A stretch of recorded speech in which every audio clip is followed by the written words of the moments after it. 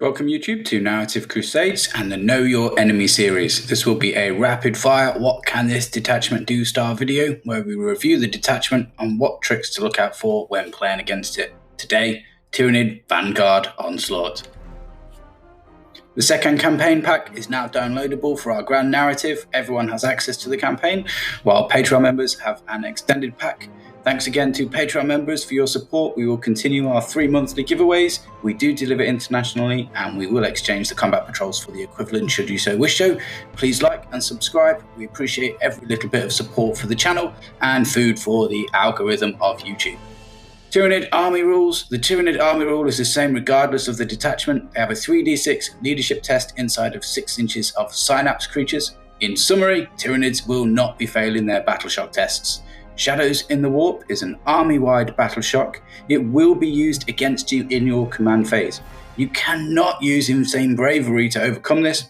It may very well cost you the game if you fail that unlucky battle shock test. Tow into objectives with multiple units where sensible, and just be aware of it on your backline objective towards the end of the game. The Tyranid Onslaught Detachment rule. What do they get? A number of units gain the Vanguard's Invaders keyword. It's a keyword on all lictors, including every single different type, Broodlords, Gene Stealers, Gargoyles, and practically anything with a wing. This will be particularly relevant on Hive Tyrants, Flying Hive Tyrants, and Harpies. Normal Hive Tyrants don't get the keyword, it's just the Flying Hive Tyrants. These can all advance and charge. So the Gene Stealers, Gargoyles, Broodlords, the lot, they all gain advance and charge. The whole army gains fall back and charge. So Vanguard units have advance, fall back and charge. Everything else can fall back and charge. This does not influence their shooting. It does increase their threat range significantly. Neuronode for 30 points is practically an auto-include. Redeploying 3 units is huge. It clearly states this is after the first turn has been decided. What's likely to happen is they'll push 3 units up. If they lose the roll-off for first turn, they'll pull them back. If they win, they might push 3 more units into an aggressive position, potentially leaving 6 units very close to where they can cause you harm. Hunting grounds for 20 points is really bad for you if you are using a lot of strategic reserves against the Tyranids. To be fair, a +2 to a battle shock test is not a guaranteed fail, but it is a significant fail. You might still actually get that 9-inch charge. But if you have a 10-man strong assault unit that you've invested 300 points into and you're deep striking that unit and you can't use stratagems on them and you can't even re-roll your 9-inch charge, you might not be best pleased. Chameleonic will give a unit stealth. Now, the unit doesn't gain stealth, just the character gains stealth.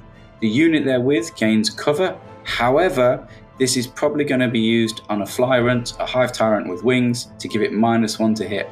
And Stalker is okay, but you don't really need to play around it too much. It allows them to select a unit to get +1 to hit and +1 to wound, but requires them to actually choose very well when selecting that.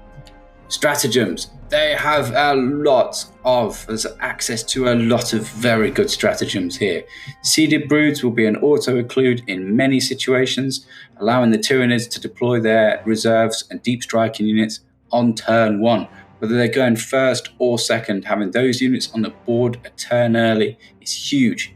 Invisible Hunters is good for out of position areas that the Tyranids can threaten with a 9-inch charge or score secondaries on. They can move into your backline very easily. You need to consider this all game long, particularly after turn 3. You don't screen the back of the board so much, so you need to consider the fact that they can still move their units into reserve and then deep strike them or come in from reserves. Unseen Lurkus is going to give you a big headache. There's an argument that this could actually be number 1 on the list. What it means is that for 1 CP, if you're over 12 inches away, you can't shoot that unit of Tyranids anymore. With a Tyrant, that can be on 2 units. Surprise Assault can suddenly make Gene Stealers very nasty if they fail the battle shock or they already are battle shocked. +1 to wound with Gene Stealers who are already hitting on 2s could cause you some really large headaches. Assassin Beast is not as likely to come up. Precision is useful sometimes. It's worth being aware of, but more than likely than not, they've got better CP to spend. And Hypersensory Cecilia lets the unit move 6 inches, a Vanguard unit moves 6 inches when an enemy unit moves within 9. That is 2 CP. That is very expensive. It could cost you the game because it can allow them, if you just toe in, you move just inside of 9, and it allows them to make a 6-inch move and they get onto an objective. That could be a big problem for you, especially as they're going to be scoring next. So just be aware that that is in their tool bag, and consider the fact that they've got a lot of very good stratagems.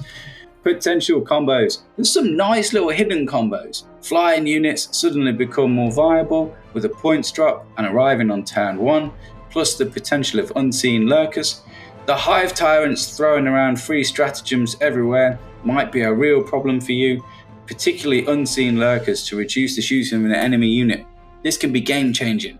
You could suddenly lose half your shooting on a key unit in one turn because half of your units are more than 12 inches away and you need to take that unit down. If you target the right unit with Stalker, Strength 7 will be wounding a lot of things on 2s as well. So the Hive Tyrant with wings could suddenly become a large concern. A really big concern that you need to consider from turn 1 is a really good chance that you're going to get move blocked. Scout move, infiltrators, redeploys, and early deep strike give the Tyranid Vanguard invaders a lot of movement options all game long. You're going to need to be very cagey and be very careful with your movement, otherwise suddenly you're going to find large units in places where you don't want them hitting your weak points. Especially after turn 3, when a lot of the time you're habitually screening the backboard becomes less of a concern, it's a concern all game long against these guys. The Tyranid Prime and Warrior units can give them a really nice bit of spice. They gain access to some really good strats because they gain the Vanguard keyword. They get a nice little unit that for 1 CP can't be shot. Melee warriors can be very spicy. They can advance and charge, they're re-rolling 1s to hit, they're hitting on 2s with 6 attacks, it's twin linked and potentially +1 to wound as well. So watch out for Tyranid warriors with those little bone whips and swords. And unseen lurkers can play absolute havoc with your gun line, making it very difficult to pick off even small vulnerable units that you think, right, I've got one unit that's going to be able to very easily pick that up. They're 14 inches away, a done deal is not even viable anymore. You can't shoot them. If the Tyranid player is very cagey with this, very clever with this, dead certs become impossibilities, and now you've wasted a whole turn of shooting.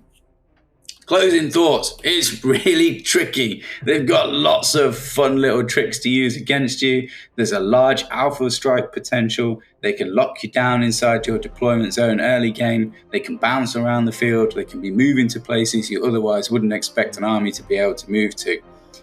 If you deploy badly and the Tyranids go first, you're probably going to be having a really bad day. They've got reliable access to +1 to hit stratagems. This does increase efficacy for Tyranids a lot. They go from 4s to 3s, sometimes 3s to 2s. Weakness-wise, they have some very large weaknesses. The Vanguard detachment has some very clear and present weaknesses. Firstly, all tricks aside, if you're a tanky enough army, you can just walk through them. Right? There's no 10-man brick of Terminator units in this army with large and vulnerable saves, layers of protection. They don't hit particularly hard. There's a good chance you can just walk onto the middle objective, score loads of points, and anything they throw at you, you can just murder.